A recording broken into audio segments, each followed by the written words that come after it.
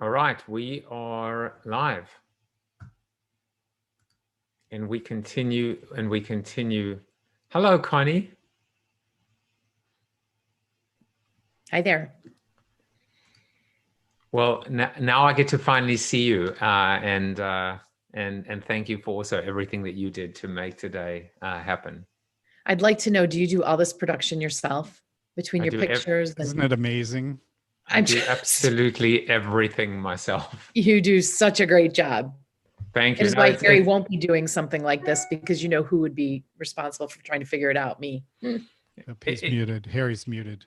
It's been fun, and it's part of my journey, Connie, is how much of it is, do I up the professionalism versus embrace the flaws of the the amateur approach, or the childlike approach of just figuring it out for the first time. So the combination is, some things like getting a better microphone, that was an important thing to do, but the very badly photoshopped or retouched fun facts, which actually surprised Harry today, and that's been something that I will never change. In fact, I will try and make it even worse. Now what I'm doing is I'm blowing people's heads up so that their head is like 12 times bigger than the body, and it's so much in life is expected. It's when we give people the unexpected that they kind of pay attention. Yeah, it makes it more fun to watch. Yeah, and fun. All right, Harry, you're now off mute. Oh, good. So I was typing to my son the after show if he wanted to join, but of course, he's probably doing something else. He might, you never know. I love that we were able to do this, and I just hope for those people who watched, did they think it was any good? Oh man, this was so good. It's unbelievable. I've already got the paperwork going to legally adopt you, Harry. So you're going to be a family member very soon. I hope you enjoy it. My notes that I took, I use red and yellow when I get excited, if that ever happens. And so you'll see that it happened pretty frequently today. Great. So, thank you. And the flowers. You've never drawn flowers before, I've never done Tom. flowers. I had flowers and trees and all kinds of things that I've never done. But as we all know from, I think it was Rich, I'm not sure, don't take notes, take action. That's one of those, you know what I mean? Like, we don't need more notes. We don't need another book. I don't need to write another book. We don't need another book. We don't even need this. I need my notes or I'll forget what to take action on. I'm at that stage of life. I say, wait, what was this? Oh yeah, kindness. That's right. But yeah, what I loved about today, Harry, well, look at me. I'm bathed in little bits of light as I'm talking to you. What I loved about today is that, as I'm a philosopher, and I've always shared a perspective with people in physics, that some of the simplest things are the most powerful, or at least that's always our quarry. We're trying to find truths that are so simple they can be put on a t-shirt or a business card or a bumper sticker, but they're so powerful they organize everything in our lives. And today you really hit on that repeatedly. It's the beautiful simplicity that just glows with a special power. I think it's almost like, speaking of physics, it's where the metaphysical meets the moral, and it's this point of light that is love, compassion, kindness. It has so many facets. It can be described in so many different ways, but it's really one thing. Yep. And if we can just live that one thing, that's all that's being asked of us. It occurred to me, and I'll shut up after saying this. When Joseph, you were counseling Joseph on his feeling bad about that encounter with the dog, it's like there's this path. And we'll wander off the path now and then, but we'll get back to it. We'll fall down on the path. We'll sometimes walk in reverse on the path. But as long as we keep coming back to the path, all will be well. And we can't be balled up in negativity about our failures along the way. We can just say, okay, what's next? You got it. I mean, that's it. This is, I mean, I didn't put on my bio, which I will from now on. I'm a seeker. That's a spiritual metaphor. What you said, the path, the spiritual path. We're going to get off the path. So you just get back on the path. Just get back on the path. Just get back on the path. A story that I'm reminded of, two monks are walking down the road, and one sees a woman who needs to cross over a river, and he lifts her up and touches her and crosses the river with the woman. and sets her down, and they're walking in silence along the way. And the monk says, "I can't believe you touched that woman." And he says, "I set her down back at the river. You're still carrying her." Yeah, I like that. I like that. I've been telling people recently, I think wisdom is both guidance and guardrails. The best wisdom is embodied in such a way that it keeps us from falling off the path down the abyss, like the guardrails around a mountain road, right? Yeah, Harry, I want to chime in here. Thank you so much. I think the coolest thing that you did today, as a living guru, you're super cool. And I think the neat thing is that you do model it. So you don't have to talk about it. You come on and you're light and you're cool and you're kind. And you can see that. You can see that through a Zoom screen. So like, thanks, because you don't have to read it. It's just like, hey, hang out with Harry and you'll understand exactly what he wrote. So thanks. It was awesome. Joey, and that was an Eckhart Tolle story. Well, it's actually not an Eckhart Tolle. He stole it. No, I know. It's deeper than that. But I love, that's one of those things too. I put him down miles ago. Why are you still carrying him? Eckhart Tolle was almost the quote. There were too many Eckhart Tolle quotes, but they were too long, and I couldn't fit them in. Well, that's why I mentioned living gurus are cool, because I love him and I've watched him and I meditate with him, and I could do the same with you. You just have that same energy. You're super chill. And you just model your own thoughts and your own behavior. So thanks for that. Joey, I completely both appreciate that and understand what you're saying, know exactly what you're saying. What I get troubled with or struggle with is I don't want to be the guru. It ain't about me. It's about you. So when it's about me, I get like, what do we care about that guy for? Who cares that he is that way? Okay, that's nice. But Joey, I want you to be the kind of dude as a result of all of this, period, full stop, nothing else. So who cares that I do all this stuff? Well, I mean, it's useful to the point of being a vehicle for explaining it, because I'm not a bullshitter and that you can see I'm authentic.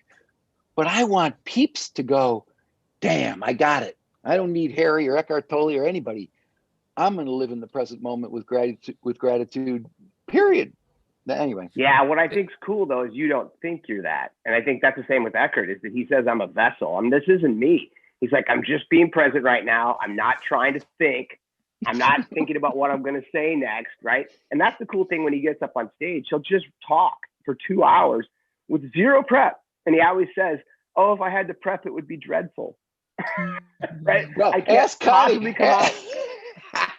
Ask Connie, every presentation I've ever done, I don't know how to prep. So, one of the things, guys, that what you didn't get to see from Harry much today, and one thing that I think always makes it more relatable in the message, is that as Harry comes across, and you just mentioned it, Joey, he's just one of those magical people. The minute you meet him, when you're around him, you feel this heliotropic effect. Yeah. But Harry will tell you he isn't always heliotropic either.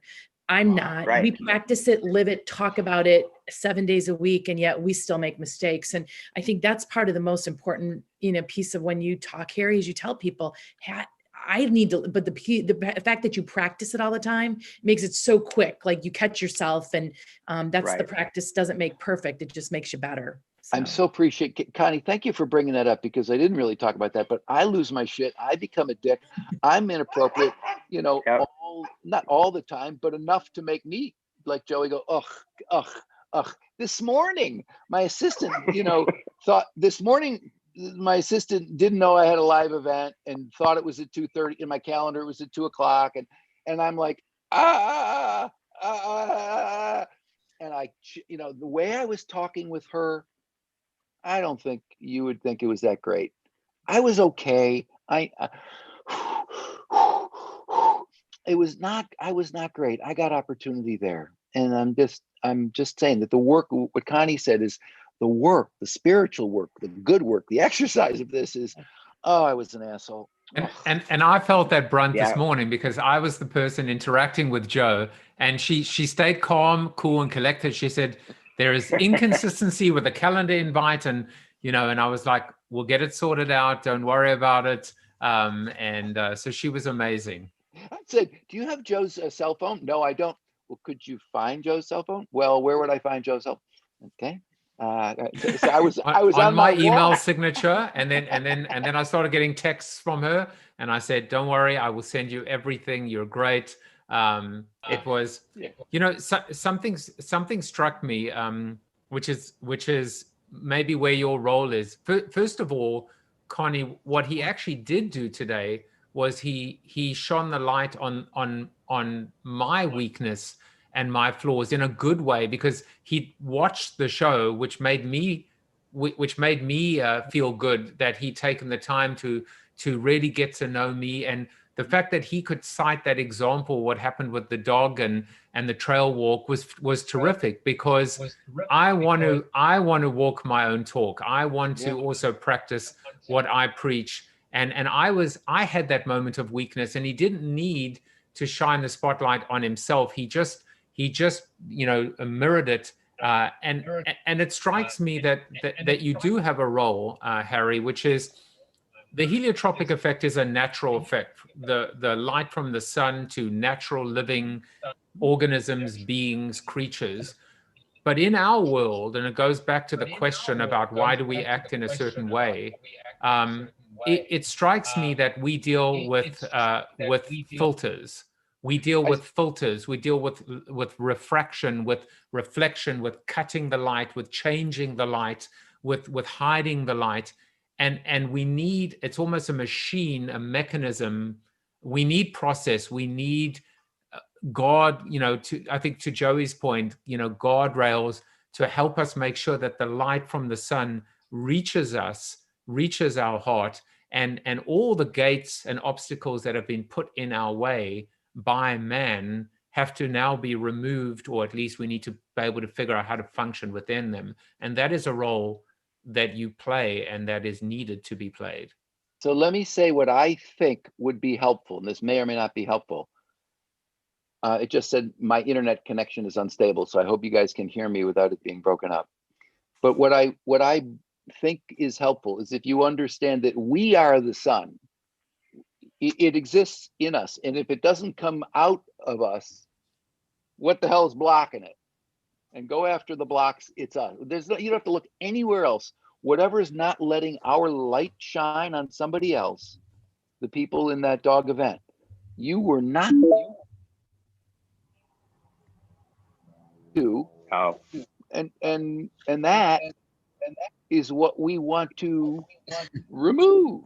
Yeah. So the sun is blocked internally, and there's no external blockage, guys. It's an internal blockage.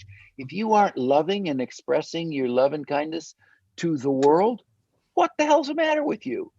Yeah. And I say that to myself. I mean, like, seriously, if you're not giggling with joy and love, now hold on a second. If you want to be genuinely sad because you are grieving over the loss of a loved one, that is pure. Sadness of that kind is pure. It's beautiful in that way. It's a sweetness. And that is a different kind of sun. And you know what I mean? To be around real, genuine, authentic sadness is part of life. Mm-hmm.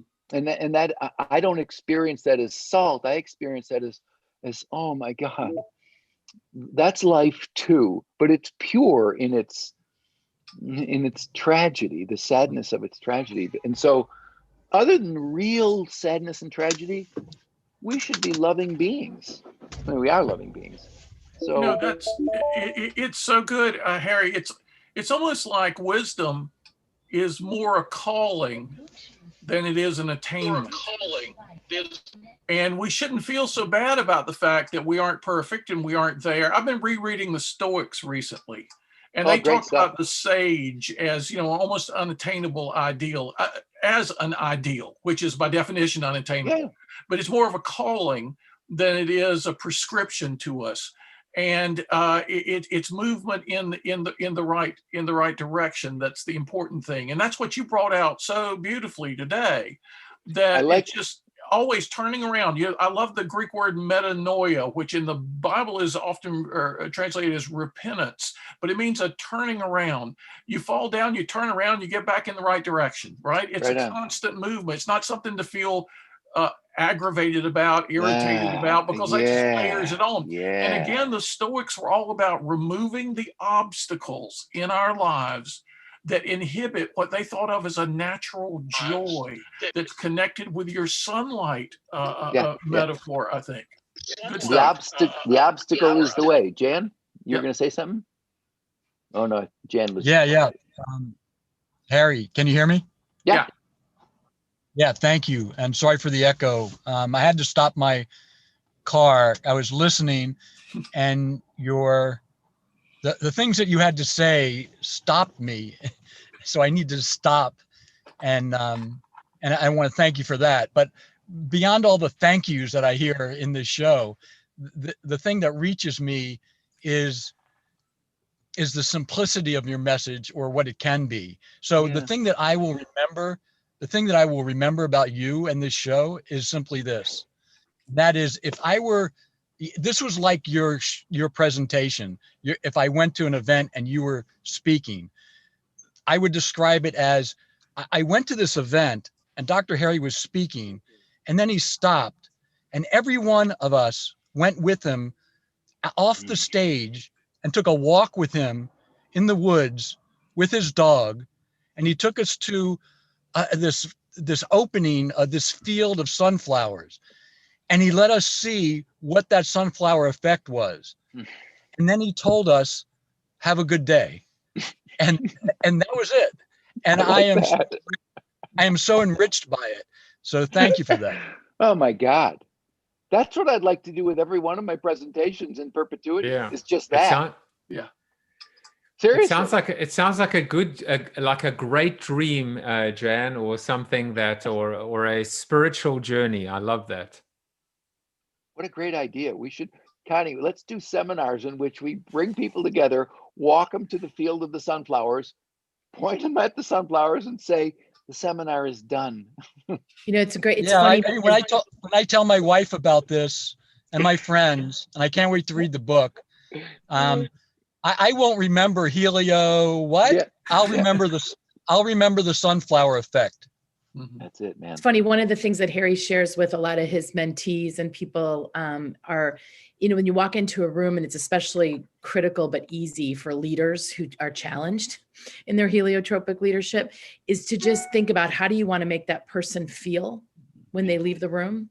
And what you just said, Jan, made me think of that journey of just like, you feel the sunflower leaning towards the sun. That's how you should make people feel, like they want to lean into you, that you're making them feel warm and enriched. And it's that simple message, and that visual of the field definitely does that. Love that. And here's, I think, another key insight. This isn't something that you should do. We already do this today. We could do more of it, but today in your life, we occasionally make somebody feel great by how we are with them, period. Drop the mic, you're done. That's it. Do that some more. Do that. So Joey, have you done that? Yes. Don't say, let me think of, no, the answer is yes. You were going to pause and think about it, right? No. No, I work on. I'm on the same journey all y'all are. So it's but I think remembering. Yeah, totally. I mean, and I always think it's more remembering than learning. And I everyone here knows I have 2 little boys, and they're 9 and 7 respectively. And I learn more from them every day about joy, because they don't think in future tense or past. So when we're walking somewhere, they'll say, Daddy, did you hear the bird? Or Daddy, what is this bug on this tree? Or Daddy, what is this in the, and it's just the curiosity. And they're so, and when you're talking to them, they're listening with their eyes, right? They're right there looking at you, and they want to understand everything you're saying. And so for me, the neat thing about being a daddy is that it reminds you what we used to be. So it's not that I need to learn anything, it's that I need to remember what I was. Wow. Joey, we all do. This is for you. Who is different? That do we not need to be reminded? Be reminded. That's why we're here. Here's another cool insight, which I didn't share, which you guys are doing and we are doing, the research on how we are effective. We're more effective in a group with people around us. So we can do it more better with each other. It's what Joseph is doing here. We're doing it with each other, which makes it what makes us more effective at doing it. Going to church with a group of people allows you to think about this effort more deliberately. So the idea is share this journey with others. You ain't on it alone. We're with it. We're all in it together, Joey. We're all of us. And you know what I love about this? Joseph has had an image recently that he's been recurring to of truth, of wisdom as a small flame. I envision a teacher like you, Harry. You don't carry your candle so that everybody can walk by your light. You carry your candle so you can light all our candles. And then on the day when your flame may begin to ebb, we're all out there ready to hand you a flame back, right? And so that's community together. The kind of glow we can create all together exceeds what any of us could have done alone. And that's the beauty of partnership and community. Yepper. And it kind of doesn't matter who had the first flame, right? It doesn't matter who started the lighting. What matters is what results, you know? Right. You know what? One interesting reflection from today as well, Harry, is it was interesting to me how several times you would ask, does this make sense? You know, is it like, will your viewers, get this? And it's an interesting vulnerability on your part, because the message is so elegantly succinct and simple and untainted. It's pure, and most people by default should get it. I think in a way the question you're really asking is, but will they take it away with them, and will they practice it, and how do we get them to practice it? And I could see people wrestling with it in the comments, which is, I even wrote I didn't even get to ask you this, which is, what do you do when you've been laid off, when you've lost your job during these tough, challenging COVID times? How do you choose sun over salt when it is truly the darkest time for you? And the answer is the same for all of us always. You do the very best you can with the resources that you can muster internally and externally to take care of your loved ones. In this case, your loved one is you, the little sweetheart that just grabbed Joey. That's you got to be mindful that you're that kid. Okay, so what would you say to yourself? You just got laid off. You're just in the middle of some kind of shit show of some sort. So now what are you going to do? Okay, answer that question. And the answer is, you can do a bunch of things. This is why I brought up the cancer thing. Well, what about if you have cancer? I got cancer. I practice this stuff. Cancer's great. Well, it's not pleasant, 29 catheterizations, but who's counting?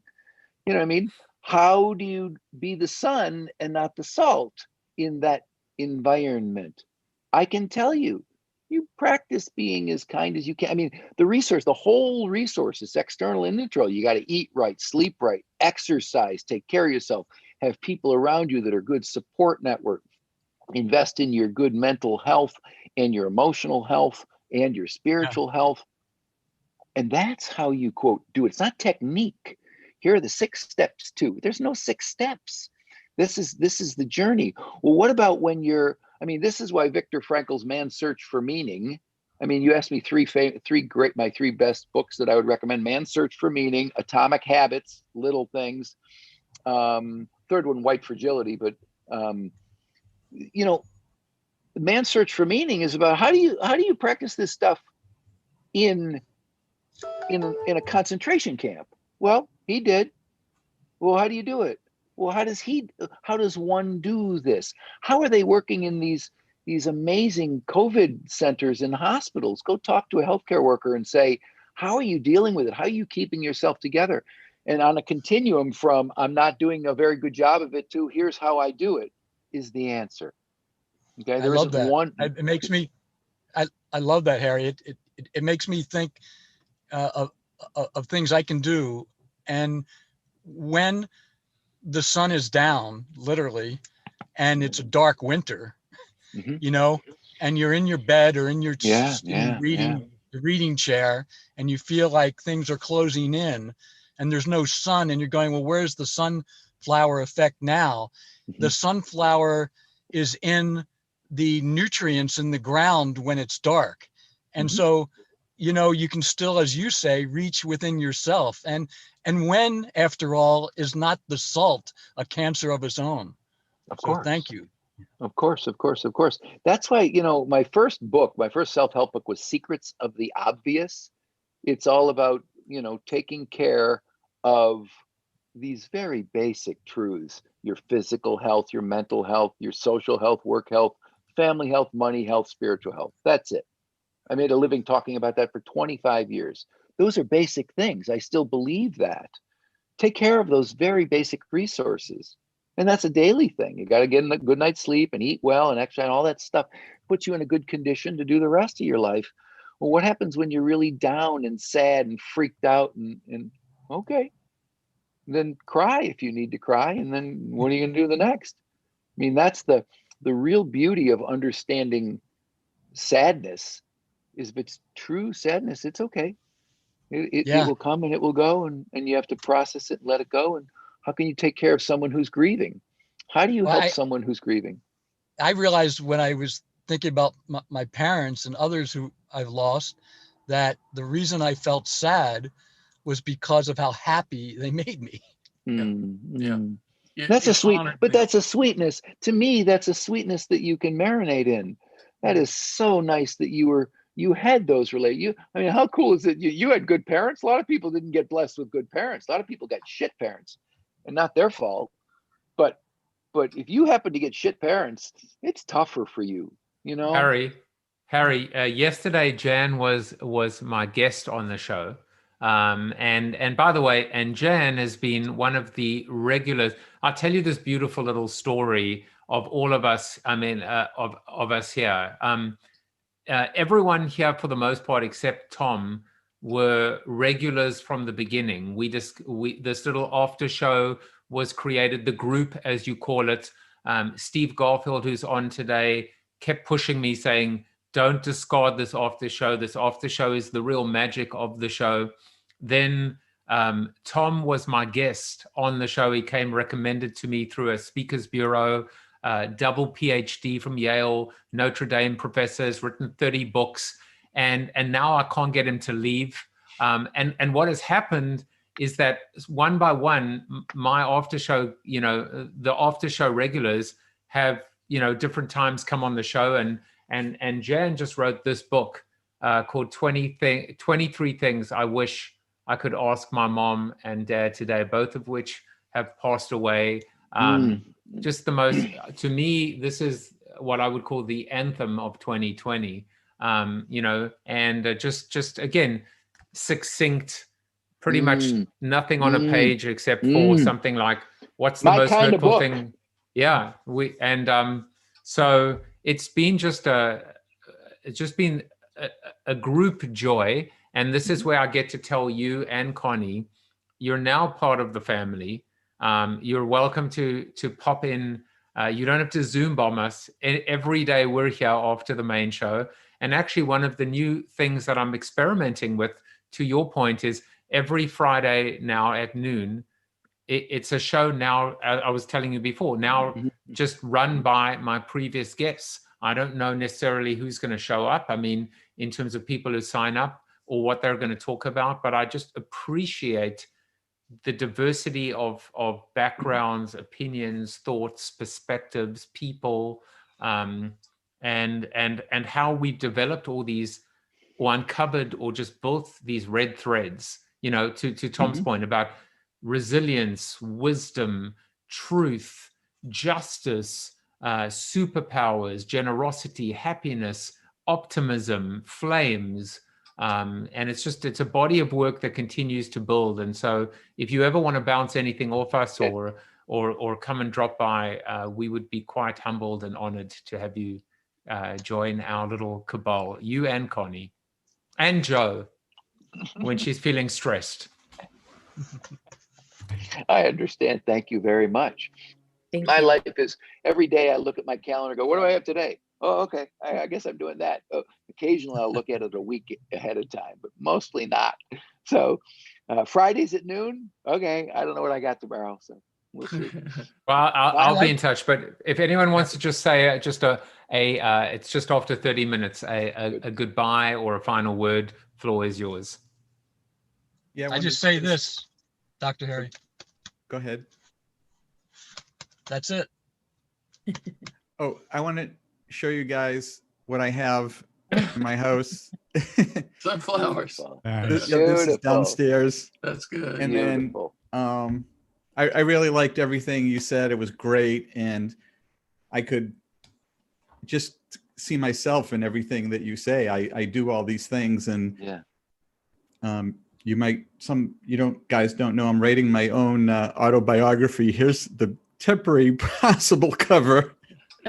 You look just like that. Yeah. Yeah. Bit. Nice dash. You just And- need a few. You need a few sunflowers. I Yeah, feel. yeah. And then this is the quote right in the front. It says, "When I walk into a room, I want people to think, 'Hey, Steve's right. Yeah, here,' yeah. not, 'Oh no, Steve's here.'" By the way, that's Sutter Salt. That's it in a nutshell. Yep. Really, do people It clap is. when you come in or clap when you leave? That's it. My wife used to work at a corporation, and they would go out for drinks after, and I'd go meet her, and I'd walk into the bar, and everyone would be like, "Steve's here," and I didn't even work there. But that's where that thought comes Yeah, from. that's And good. I like to think that that's how I want to be. I love that. That's brilliant. And when the book comes out, guess who's going to be a guest on Corona TV? Yeah. Well, there you go. Now, Bob's hauled out the big microphone, so I know he's got something important to say. Oh, just, every show I end up thinking this at some point, but it was just such a great episode, so moving and timely for me. So it really resonated. I just, it's another one that I'm going to have to watch this one again. Yeah. Because I had to hear it once to get a glimpse on what you were talking about, get the light, and hearing it the second time with a little bit of the knowledge base from hearing it the first time, I'm sure it will be even richer than the first experience. So I just want to let you know how grateful I am, even though I was in the background most of the time. I was deeply touched by the show. So I just want to thank you for coming on and sharing so sincerely. You are so welcome. And any of you, I really want to ask if you have better ideas on how we can spread this so that more people can feel what you guys just felt, and we can instill this in more people, the world would be a better place. So we're open. Connie's the marketing guru. I don't know nothing about how to spread this other than keep on doing it like this. So thank you, thank you, thank you. I Yeah, just thank want to you for share sharing, something Bob. about your vulnerability today, Harry, in admitting your flaws and imperfections.